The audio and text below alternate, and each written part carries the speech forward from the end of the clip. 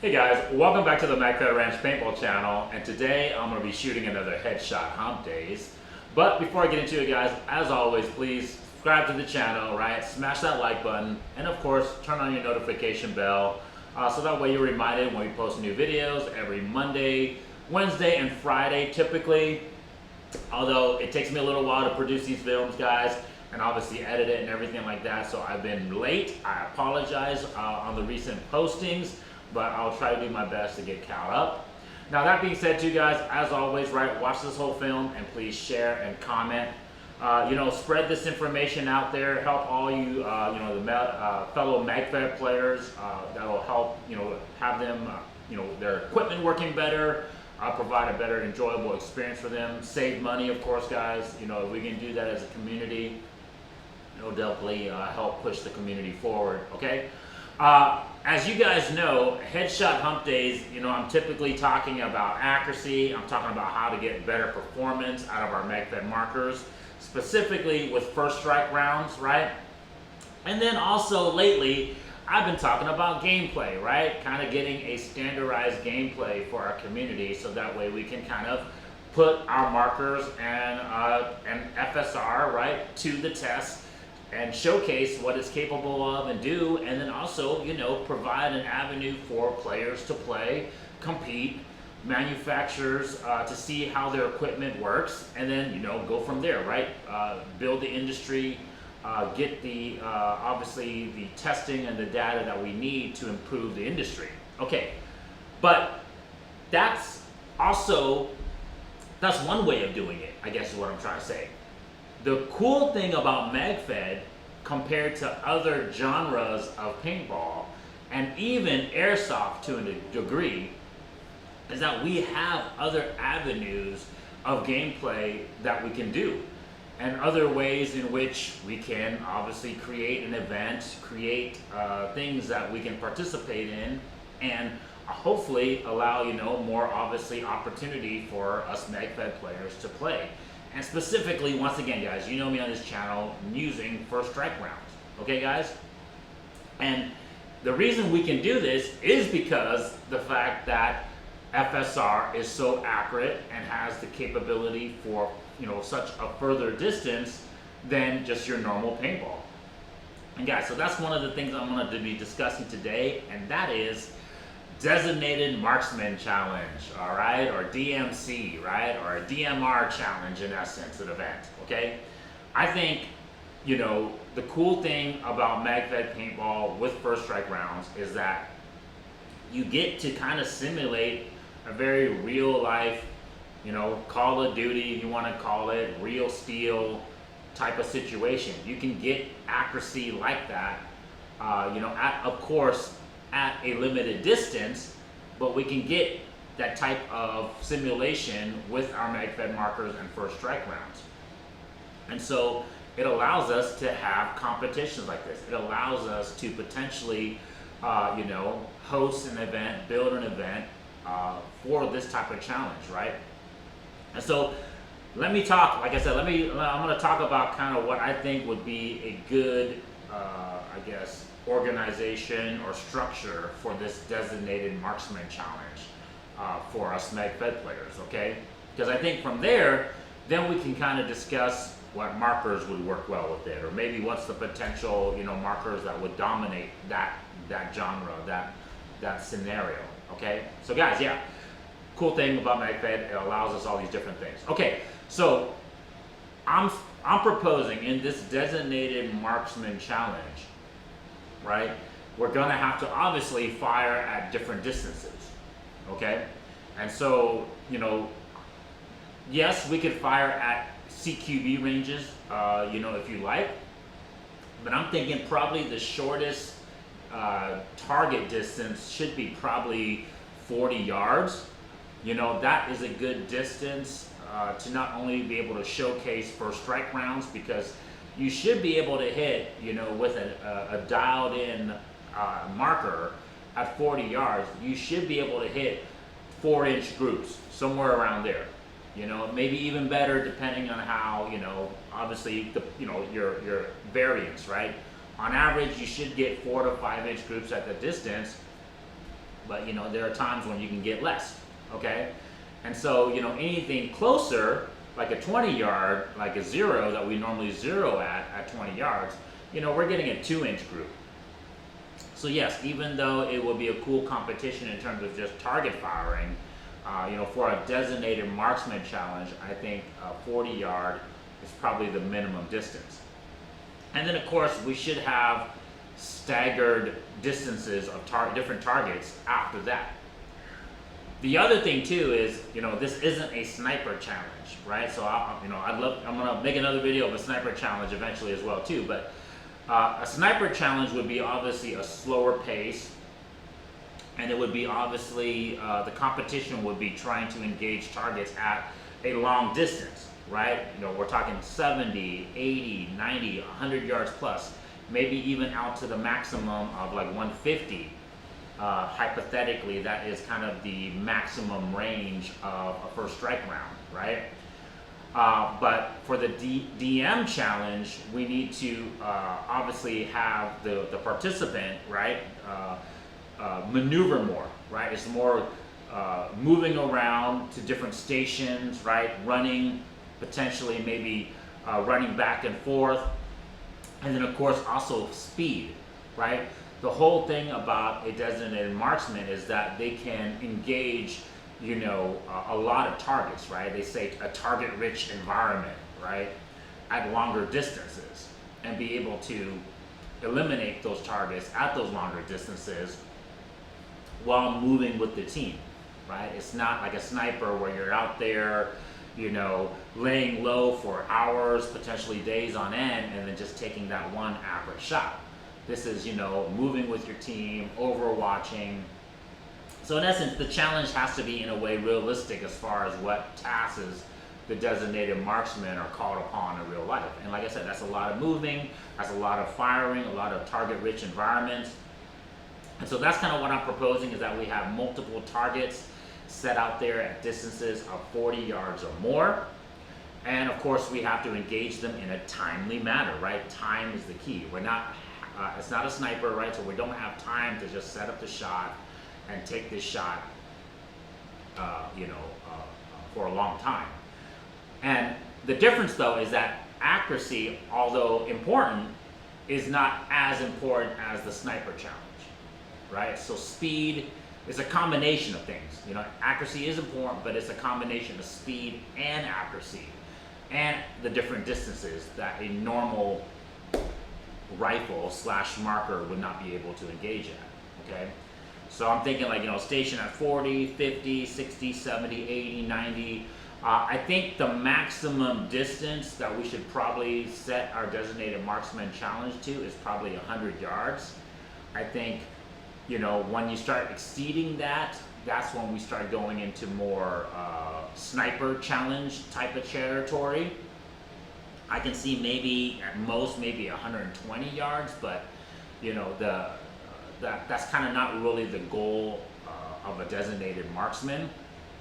The designated marksman is supposed to kind of engage these targets at a distance that's further than what your normal capable rifleman, right, assaulter position can engage at, right?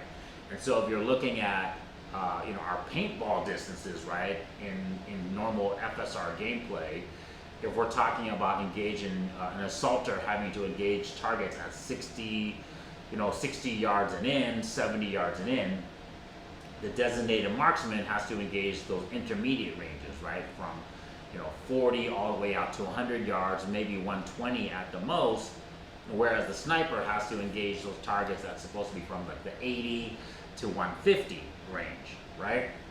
Okay, so that's kind of the different distance of the targets. Since we're not shooting, right, people, right, we're just shooting targets, we could probably set our FPS limit to 300 feet per second, okay? The loadout, I think we should leave the loadout just kind of to what a standard vest loadout is, so that way it kind of, one, obviously we don't want someone just, we got to set a cap somewhere. So, it could be very similar to our standardized gameplay, which is 100 rounds, which to me, guys, I think is more than enough rounds to complete this designated marksman challenge. And we don't want so many rounds where you're just firing so many shots to engage the targets, because we want accuracy to be part of the play, right? So if people have too many rounds, then they can just go ahead and shoot. So in essence, we got to limit how many shots they can actually engage the target at, right? So let's say that each target requires, I don't know, 2 shots or 3 shots to eliminate, right? Kind of like a double tap, or at least like, a triple tap situation. Okay, cool. I shot the target 2 or 3 times. That's proof that my accuracy was good, right? So if we have a target at 40, 50, 60, 70, 80, all the way to 100, right? 40, 50, 60, 70, 80, 90, 100. That's 7 targets. That's 3 shots each target. That's about 21 rounds, right? And so let's say if we have a loadout, just a standardized loadout of even 3 mags should be able to complete this challenge. Even 2 mags should even be able to complete this challenge, depending, of course, on what your marker is, right? Some markers have, 18 round mags. Other markers have, 20 round mags. Some people might want to use the shorter magazines, like the 11 round magazines. Some people might want to use like the flip style magazines, right? Those do come in 10 round capacities as well. And so it just kind of depends on which magazine you're going to shoot and how many reloads you'll have to do. But I think if we cap the capacity loadout to like 60 or 100 rounds, that's more than enough to shoot a 21 shot challenge, right? The key though is, like I said, accuracy and efficiency, and how fast you can complete this course, right? This designated marksman course, and then how accurate you can complete it as well, right? And so the objective of the competition would probably be, obviously you got to be able to engage each target and eliminate each target. You obviously would get a certain amount of points for each target eliminated, but you would also get deductions, right, for each target missed or each shot missed. Of course, how many rounds you ended up finally using, and of course, the time completed. Okay, so hypothetically, if someone completed the course in the exact same time as another competitor, but that person had more accurate shots on targets or less misses, then he or she would be the winner, right? So I think that's how we would be able to judge it, okay?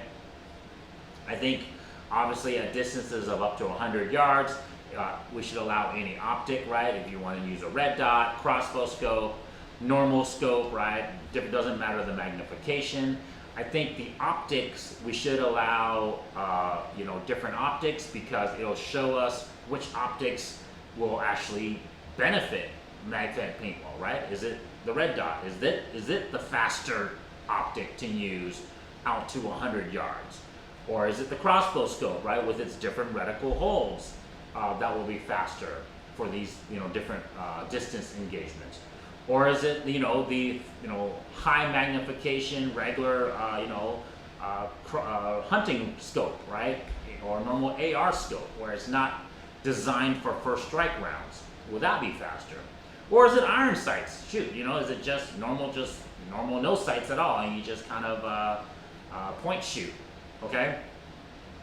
And then of course, like I said, any Magfed marker should be allowed, right? And then we'll see which Magfed marker is best for this setup.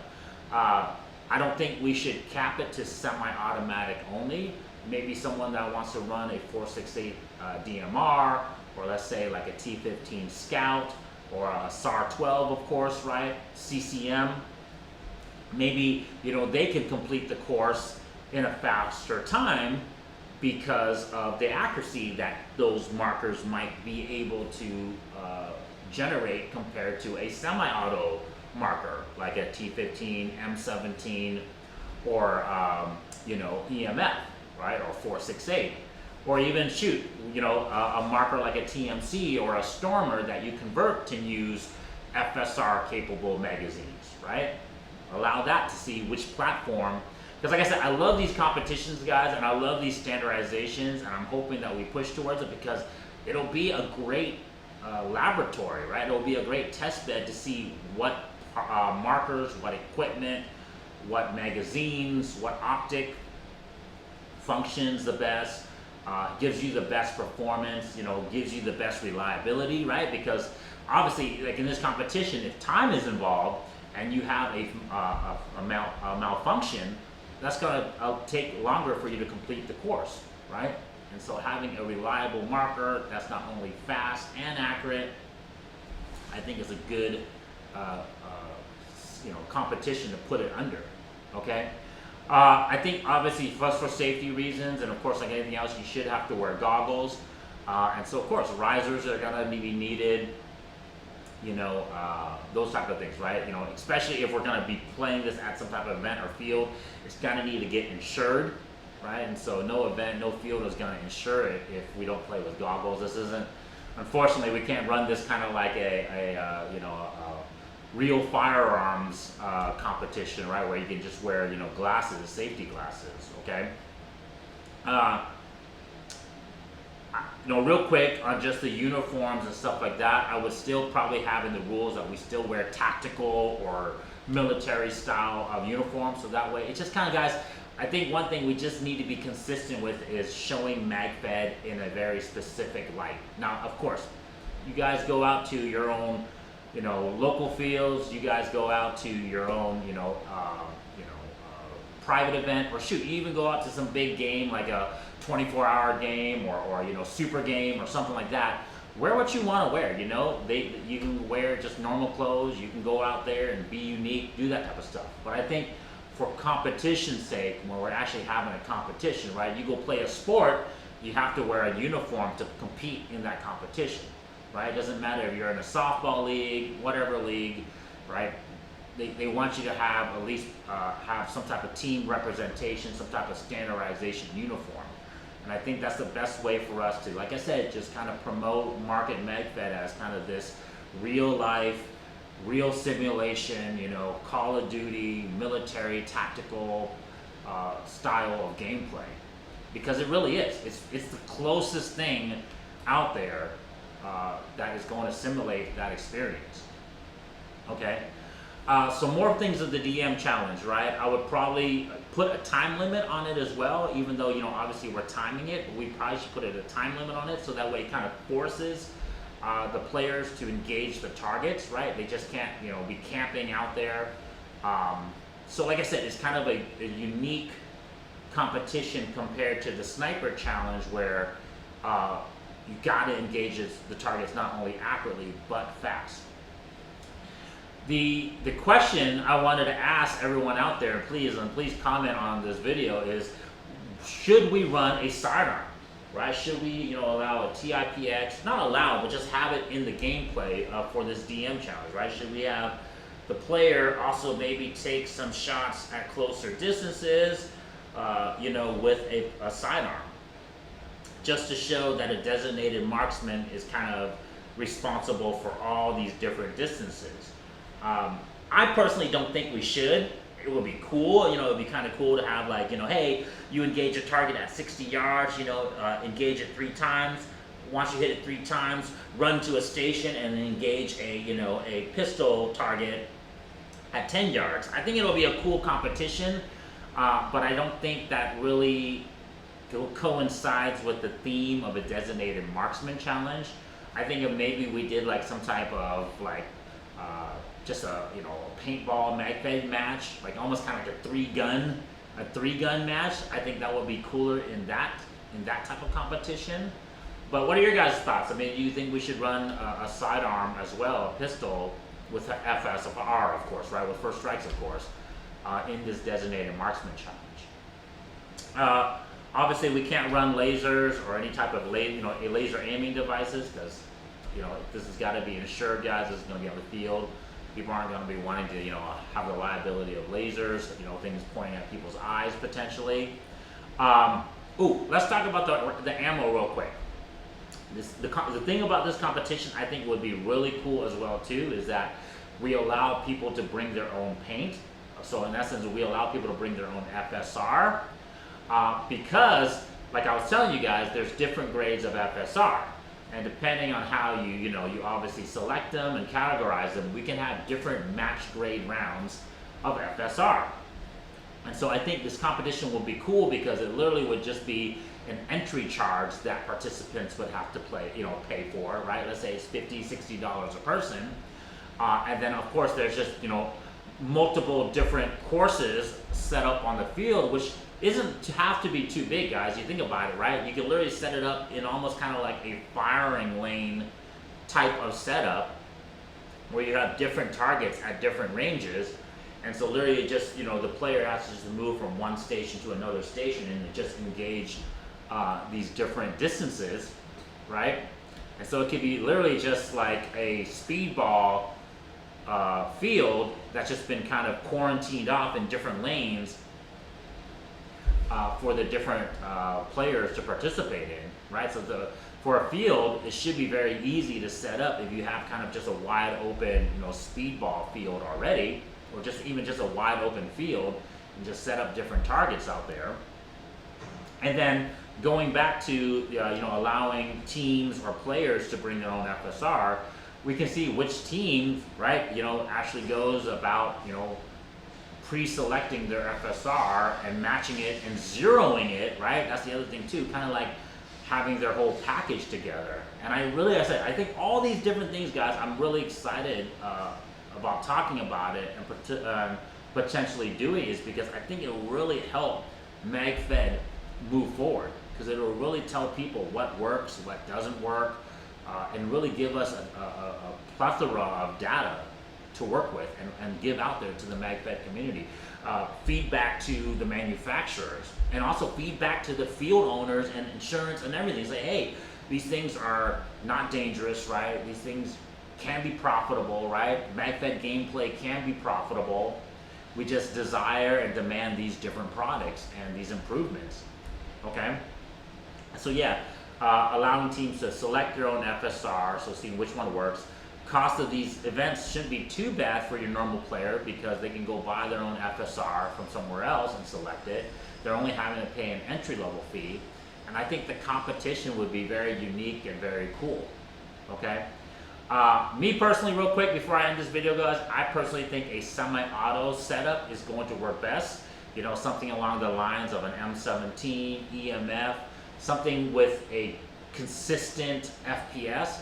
I still think the T15 can do well as well too if set up right, especially in a competition where accuracy isn't the end-all be-all, right? Maybe a sniper challenge, the T15 might not be your best bet due to the FPS consistency, but in a DM challenge where you're just trying to hit the target and eliminate the target in a timely manner, I think the T15 or even other semi-auto markers that aren't as consistent can be potential. So that's what I'm trying to say. I love the idea of a DM challenge, guys, because I think it would showcase and allow like all the different markers to play and see what is the more capable setup, more capable marker, that type of stuff.